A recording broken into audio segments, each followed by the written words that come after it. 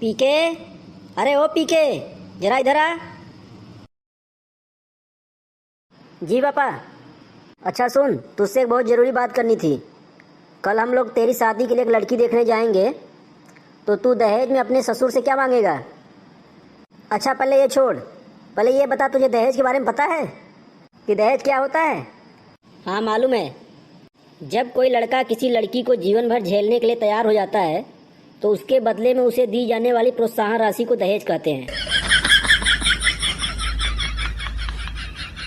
ध्यान रखना बेटा, अगर ससुराल वाले बाइक दे तो कार मांगना, कूलर दे तो एसी मांगना, और घर दे तो बंगला मांगना, और अगर वो लड़की दे दे तो फिर उसकी माँ को ही मांग लूंगा क्या?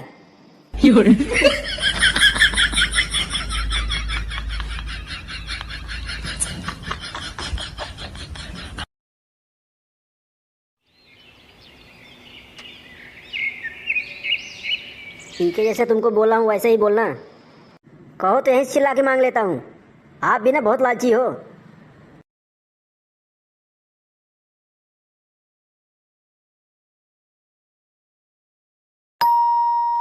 अरे सब तैयारी हो गई है?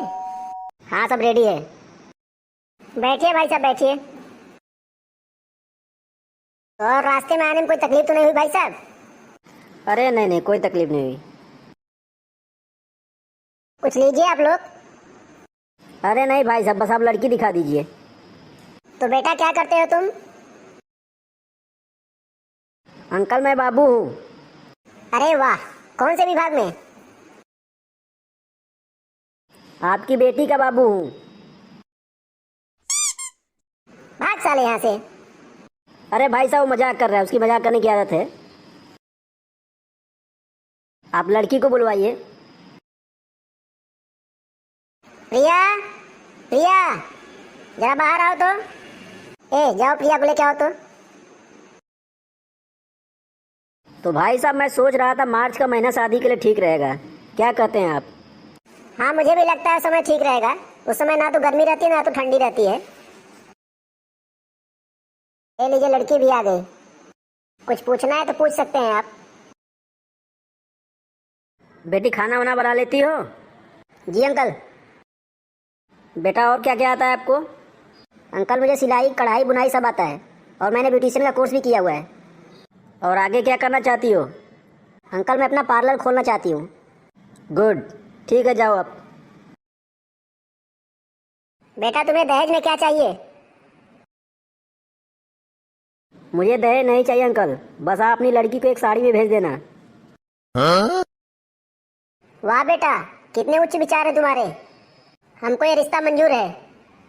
रामलाल जी, मैं अपने पंडित से बात करके शादी का डेट फिक्स कराता हूँ। ठीक है, अब हमको इजाज़त दीजिए।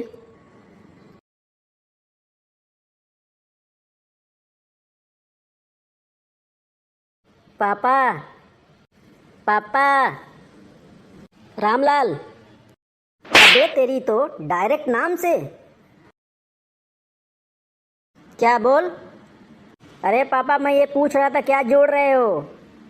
कौन मैं? तेरे शादी का खर्चा। शादी का खर्चा? हाँ वो तेरी शादी में क्या क्या लगेगा वो लेना पड़ेगा ना, उसके लिए खर्चा जोड़ रहा हूँ।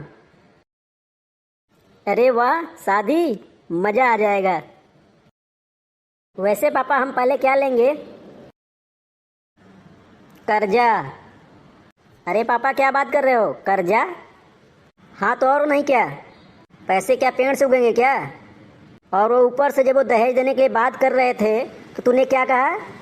ससुर जी मुझे दहेज नहीं चाहिए, आप अपनी लड़की को बस एक साड़ी में विदा कर देना।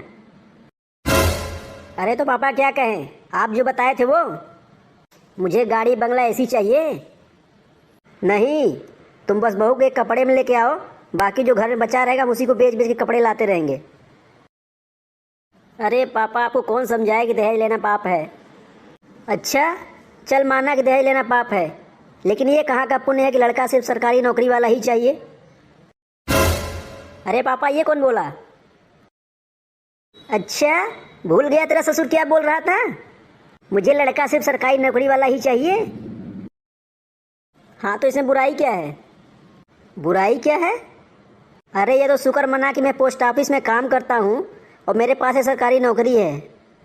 वो तुझे देख के नहीं, मेरी नौकरी देख के तेरा शादी फिक्स किए हैं, समझा? आपकी नौकरी देख के? हाँ और नहीं तो क्या। उन्हें मालूम था कि बाप के रिटायर होते ही नौकरी बेटे को मिल जाएगी, तब वो जाके शादी के लिए माने हैं, समझे? तेरे सुई जैसे बाल को देख के नहीं मान गए हैं।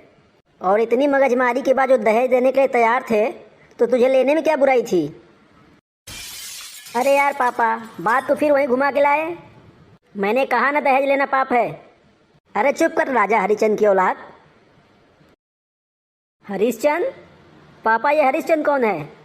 वो दुकान वाला हलकट बनिया? अरे कौन बनिया? मम्मी मम्मी देखो ना पापा मुझे क्या बोल रहे हैं। क्या बोले हैं? बता जरा मुझे तो, देख मैं कैसी इनकी हड्डियां तोड़ देती हूँ। मम्मी पापा मुझे कह रहे हैं तू हरिश्चंद्र का औलाद है। अरे बेटा क्या कह रहा है तू? क्या तुमने ऐसा कहा? अरे भाग्यवान पहले सुनोगी, झूठ बोल रहा है वो। अरे क्या बात करते हैं पापा, अभी आपने बोला ना कि मैं हरिश्चंद्र की औलाद हूँ। बेटा मेरा वो कहने का मतलब नहीं था। ए इधर देखो, फिर क्या मतलब था? और एक बात बोलूं मम्मी, जब से मैंने दहेज लेने से मना किया है ना, तब से पापा मुझे रोज डांटते हैं। हाँ, और तुम क्या एक ही रट लगा के रखे हो, दहेज नहीं लिया दहेज नहीं लिया। हाँ तो ठीक है, आज के बाद कभी नहीं कहूँगा। बेटा अब तो खुश है ना? हाँ मम्मी हाँ, मैंने तो पहले ही डिसाइड कर लिया था कि मैं अपनी शादी में दहेज नहीं लूँगा। बेटा दहेज तो दूर की बात, मुझे तो लगता ही नहीं था कोई तुझे अपनी लड़की देगा। अरे क्यों लड़की नहीं देगा? बेटा क्योंकि तू इतना काला है। अरे तो तुम कौन सी अंग्रेज की औलाद हो? अरे यार हद हो गई, मैं तुमसे बात नहीं कर रहा हूँ ना। ए इधर देखो, तुम चाहे मुझसे बात करो या मेरे बेटे से, लेकिन तुम बुराई किसी की नहीं कर सकते, समझे? हाँ समझ गया, बुराई तो सिर्फ तुम लोग कर सकते हो, मैं नहीं ना। मम्मी मुझे पापा की एक आदत बहुत बुरी लगती है। अरे बेटा, जो आदमी बुरा हो ना, उसकी हर बात बुरी लगती है। ए इधर देखो, अब कुछ ज़्यादा ही हो रहा है। हाँ तो हो रहा है तो क्या कर लोगे? देखो जहाँ तक करने वाली बात है ना, तो करने को तो मैं बहुत कुछ कर सकता हूँ। अच्छा क्या करोगे, मारोगे? अरे छोड़ो यार, तुमसे तो बात ही करना बेकार है। और तू नालायक, तुझे मेरी कौन सी बात बुरी लगती है? पापा आप मुझे बार बार दहेज के लिए क्यों बोलते हो? बेटा इधर देखो, ये दहेज लेना ना कोई आसान काम नहीं है। इसके लिए इंसान के अंदर निर्लज्जता, भिखारीपन और लालची गुणों का होना बहुत जरूरी है, समझे? तब वो जाके दहेज मांग पाएगा। अरे ये बात तो मैं पहले से जानती थी, तुम्हारे अंदर भिखारीपन कूट कूट के भरा है। ये सब मेरे बेटे के अंदर नहीं है, समझे? हाँ मम्मी, और जानती हो मेरे बारात में जाने के लिए मेरे दोस्तों को मना कर दिए, और अपने जो टकले खड़ूस बुढ़े लोग हैं ना, उनको बुला के ले जाएंगे। अब बेटा तू पिटेगा।